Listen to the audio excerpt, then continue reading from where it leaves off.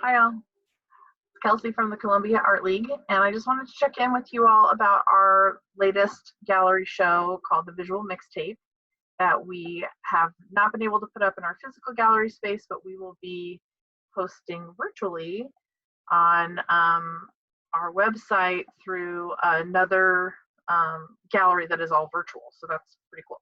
So I wanted to share kind of a little bit more information about what the visual mixtape show is about. So we are still accepting submissions through April 21st.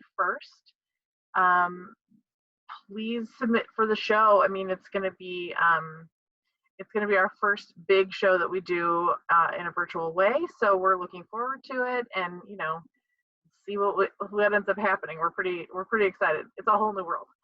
So let me share my screen here with you to show you kind of what we were thinking about when we came up with the show.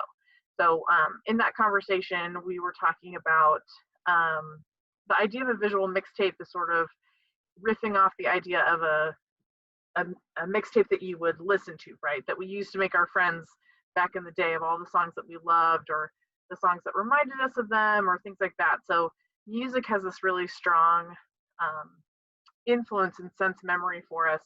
And for artists, a lot of the things that we are also influenced by and constantly looking at our visual cues or visual images, different artists that we've seen, different gallery shows or museums that we've visited.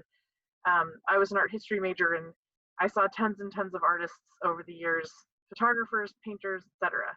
So when I went to grad school, my mentor, professor at the time, Juan Clark, talked about how we have this artistic lineage of the people who we've been influenced by over the years. And that might be not be the people that we even met personally, but they are the people who are in our artistic lineage. So he worked with Mercedes Matter in New York. So that's pretty cool. And then she worked with Hans Hofmann. I think he did too, but and Hans Hofmann worked with Matisse. And Matisse is an artist who I've looked at for years and years and years because he was on the walls in my parents' house growing up.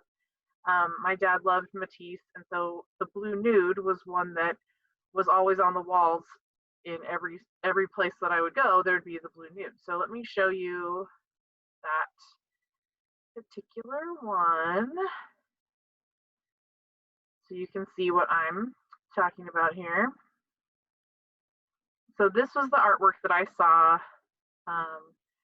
as a kid all the time on the walls in my house, the Blue Nude. I think most people, if you're familiar with Matisse, have seen this work in some way or another. So in my work as a photographer in grad school, I did a whole series of nude self-portraits. And this is one of those artworks that I made.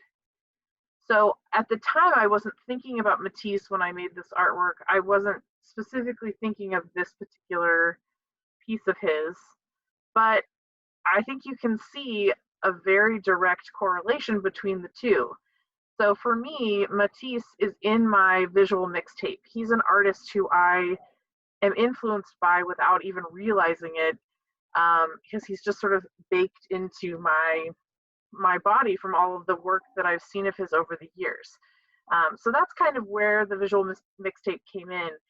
It's like an interpretations show in that we are encouraging people to think about the different artworks that they love and be inspired and influenced by it, or show us an artwork that you've made recently that has to do with something like that. And then, lean into it, make something new and different, or show us something you made recently, whatever you want to do. And then we can really kind of see the different people who've inspired us over the years. An artist named Deb Roberts recently sent me the work that she's submitting for the show, and she introduced me to a photographer who I'd never seen before. So someone who's influenced her for a long time who I had never heard of. So it's going to be really interesting to see, whose influences are out there, who we know and who we don't know. It'll be fun to see who we can spot what their influences are. In the actual virtual gallery, we're just going to be highlighting our artists who submit their work, but then we'll have a separate blog post on our website that has the name of the artist who submitted their work and then the influence that they have looked at or that they're referring to will be there as well. So you can kind of go back and forth and see if you can spot the connections or not. So it's not necessarily a gallery show that you'll recreate an artwork. It's not remaking a master's artwork or anything like that, but it's more about picking something out of an artist that you've learned from, their sense of color or how they use line, or you know, Matisse was working with paper and I'm a photographer, so I was using black and white film. How are we taking those influences and reworking them as they've sort of sifted through our history and that lineage again that has influenced us over the years? So I hope that makes a little bit of sense. Maybe I'm rambling, probably I am. But I just wanted to kind of check in and give you guys a little bit more insight into what we were thinking about, and hopefully that helps you come up with something for you to submit. The turnaround feels kind of fast because it's April 21st, but we really wanted to encourage more people to submit work for this show because this is a whole new world. So we're just trying it out and seeing how it all goes. So if you have questions, please feel free to reach out. My email is kelsey@columbiaartleague.org. So you can absolutely reach me there. And yeah, reach out to us on social media, however it's easiest for you. Okay, thanks so much for watching, and I look forward to seeing your work. Thanks, bye.